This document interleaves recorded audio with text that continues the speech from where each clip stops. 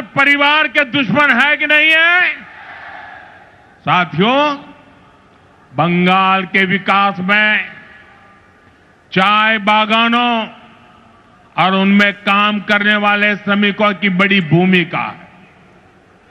लेकिन चाय बागानों के श्रमिकों को पीएम चा श्रमिक प्रोत्साहन योजना का लाभ नहीं मिल रहा है। मुझे बताइए, चाय बागान के मेरे श्रमिकों को ये लाभ मिलना चाहिए कि नहीं मिलना चाहिए? उनको मदद मिलनी चाहिए कि नहीं मिलनी चाहिए? केंद्र सरकार की इस योजना में बंगाल सरकार रोड़े अटका रही है। साथियों, आप सबने देश भर में पीएम आवास योजना की सफलता के बारे में सुना है। दुनिया के लोग भी जब सुनते हैं ना, अचरज करते हैं। जो लोग बंगाल से बाहर रह रहे हैं,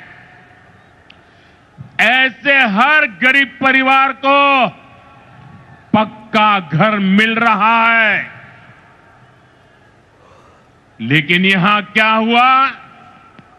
योजना का नाम बदल दिया गया, लाभार्थियों की सूची में गड़बड़ की और जिन गरीबों को घर मिलना चाहिए था, वे आज भी इंतजार कर रहे हैं। ईमानदारी से, ट्रांसपेरेंसी से बंगाल के गरीबों को पक्का घर मिलना चाहिए कि नहीं मिलना चाहिए? ये टीएमसी सरकार मिलने देगी क्या? ये निर्मम सरकार मिलने देगी क्या? ये सरकार जानी चाहिए कि नहीं जानी चाहिए? गरीबों को घर मिलना चाहिए कि नहीं मिलना चाहिए? साथियों, इतना ही नहीं, यही हाल जल जीवन मिशन का भी है। बंगाल में लोग पूछ रहे हैं, जब देश के बाकी हिस्सों में हर घर जल पहुंच सकता है, तो बंगाल में क्यों नहीं? भाइयों बहनों, केवल बिजली, पानी, सड़क और घर, इसकी बात नहीं है। ये टीएमसी सरकार अपनी स्वार्थी राजनीति की वजह से आयुष्मान योजना को लागू नहीं कर रही है। देश के करोड़ों लोग इस योजना के तहत 5 लाख रुपए तक के मुफ्त इलाज का लाभ उठा रहे हैं। मुझे बताइए, गरीबों को बीमारी में 5 लाख रुपए तक की मदद पहुंचनी चाहिए कि नहीं पहुंचनी चाहिए?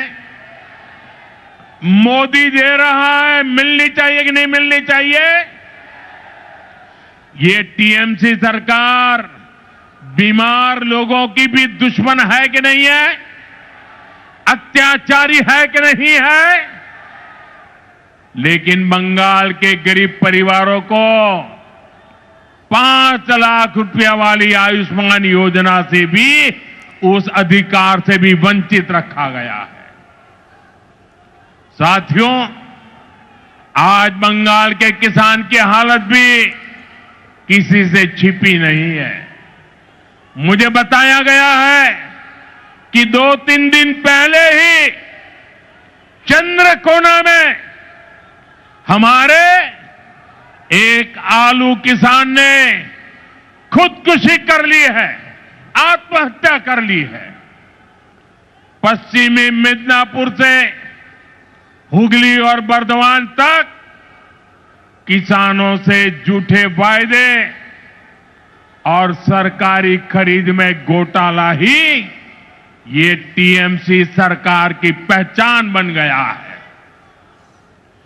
टीएमसी के कट, कमीशन और करप्शन के कारण गंदी राजनीति के लिए, किसानों की जिंदगी से, गरीबों और मध्यम वर्ग की जिंदगी से, माताओं बहनों की सुरक्षा से खिलवाड़ किया जा रहा है।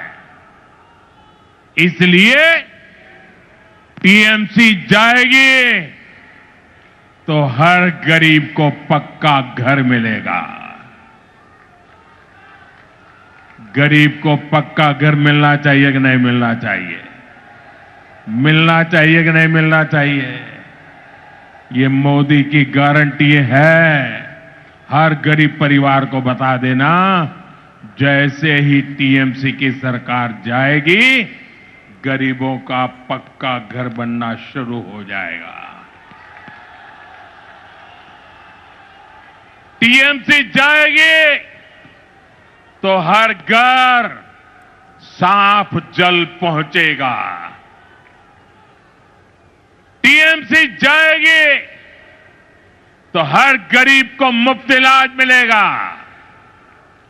टीएमसी जाएगी तो कारीगरों को नए अवसर मिलेंगे। टीएमसी जाएगी तभी बंगाल में सुशासन आएगा।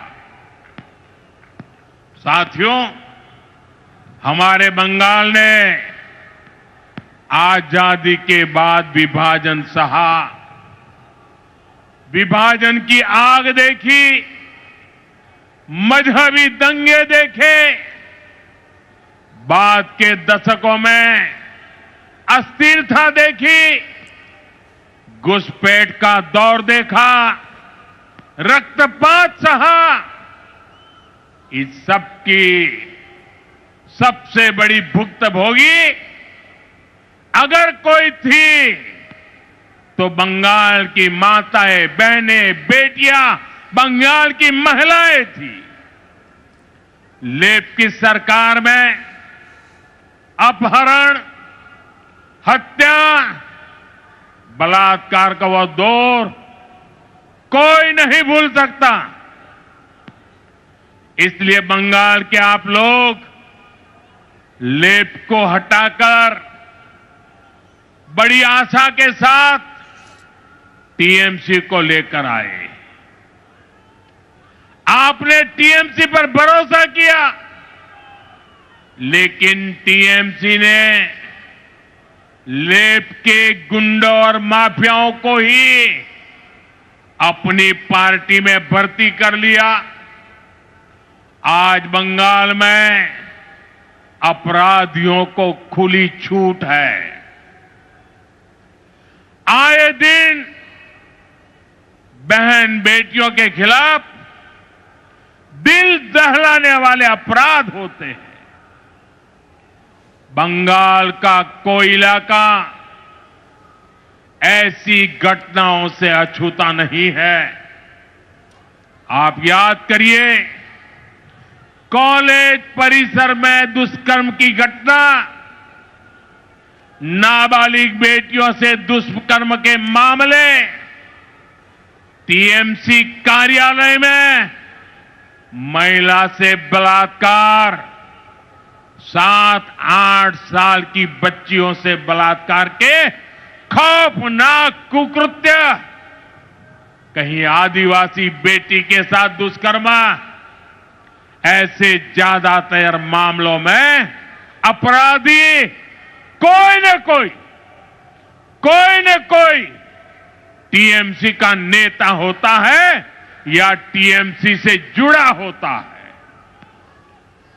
साथियों, यहां निर्मम सरकार खुलेआम बलात्कारियों को संरक्षण देती है।